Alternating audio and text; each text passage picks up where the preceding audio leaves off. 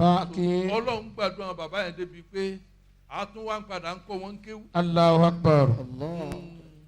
Ẹ mọ̀ pé Ìmáàmù Málíkì ẹgbẹ̀rún àfáà ló kọ́ ń kéwú. 1,000 afas. Ó sì kọ́ gbogbo wọn Ó dẹ̀ tó kọ́ gbogbo àwọn 1,000 yẹn, ó dẹ̀ tó kọ́ gbogbo wọn ní kéwú. Ó dẹ̀ kọ́ wọn kéwú padà. Ó náà fi pè ní Alimu Madina. Allahu Akbar. Níjọ́ tó dá ẹjọ́ kan ní Madina ní kálukú sọ̀rẹ́ńdà. Ó sọ̀rẹ́ńdà fún ni pé àgbà fún ọ ṣáìdé bẹ́ẹ̀. Ọwọ́ ẹnìkan gan mọ́ di obìnrin tó fáìn, obìnrin yẹn fáìn. Fine. Ó ti yọ ọ̀pọ̀lọpọ̀ ọwọ́ ẹnìkan wá gan mọ́. Ló bá gan máa.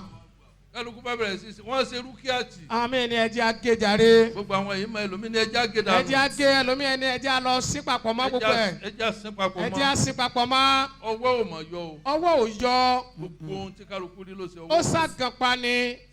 Imam Málíkì ńgbà náà wà lọ́mọ ọdún 15 sí ọmọ ọdún 18 gẹ́gẹ́ bí àwọn àfáà ṣe sọ. Kí la fẹ́ yọ lò? Imam Málíkì wa ni ṣé kí n dá sí gbogbo tẹ́ ń dààmú sí? Ṣé ẹ fẹ́ kí n dá sí? Wọ́n ní dákun dá sí. Dá sí. Má di ó máa gan lọ báyìí.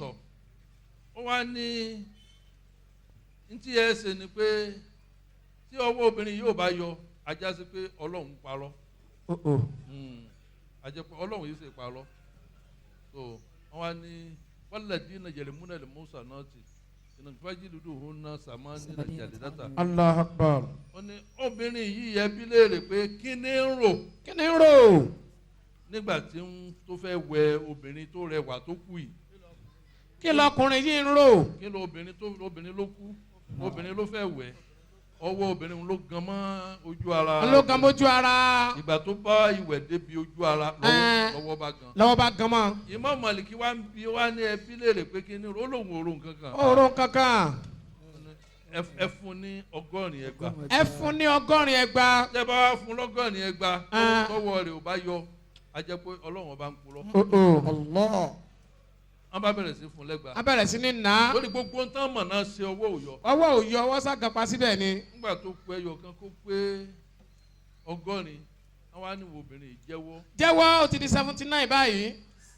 Ó ní tọ́ọ̀ bá jẹ́wọ́ kò sí solúsàn o. Kò sí solúsàn. Ó ní tó ṣẹlẹ̀ ni pé nígbà tóun fẹ́ wẹ obìnrin òun wá rò pé Ọlọ́run ló mọ iye tí ó ti wọnú ihò yìí báyìí. Ọlọ́run ló mọ iye kálábù tí ó ti wọnú kòkó tàdá yìí báyìí.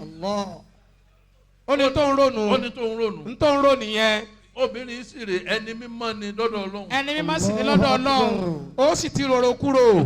Ó ti rorò kúrò. Lọ́wọ́ bá gan pamọ́ bẹ́ẹ̀. Lọ́wọ́ bá gan pa. Lọ́wọ́ bá gan pa. Gbàtà wá fún ní ẹyọ kan tó kù lọ́wọ́ bá yọ. Allahu Akbar. Tó pé 100 lọ́wọ́ bá yọ. Náà fi gbé Imam Málíkì síwájú. Gbogbo àwọn àyèmọ̀ mẹ́rẹ̀ẹ̀rin kò sí àfáà tó dàbí Imam. Kò sí àfáà tó dàbí Imam Málíkì nínú gbogbo àwọn ìmáàmù mẹ́rẹ̀ẹ̀rin. So yíyún ló fi já sí pé iṣẹ́ lèèyàn máa ń ṣe gboyè. Èèyàn ṣiṣẹ́ gboyè ni. Iṣẹ́ halẹ̀ ni mo fi máa ń sọ fún àwọn àfáà tán pẹ̀lú alálùsọ náà pé ẹ má máa dábàá burúkú sáwà. Sáwà. Torí pé ẹ lè ti pàṣẹ yẹn kẹ́rì bínú Ọlọ́run. Kẹ́rì bínú Ọlọ́run. Torí pé lójú ara yín lẹ́yìn rò pé ẹ jẹ́ èèyàn. Àwa lè jù yín lọ níwájú Ọlọ́run. Gaskiya. Tó bá ṣe pé a jù yín lọ níwájú Ọlọ́run tẹ̀wọ̀n pé ti kàgbákò. Ẹ ti ní problem. Ẹ̀dẹ̀ ń dábàá tí ò dá. Ẹ̀dẹ̀ ń dábàá àbákàbàsíà. So gbogbo ẹ̀yin bàbá wa ẹ wọ̀rọ̀ tí bàbá wa sọ nísìnyí wọ́n là ń wọnú ilé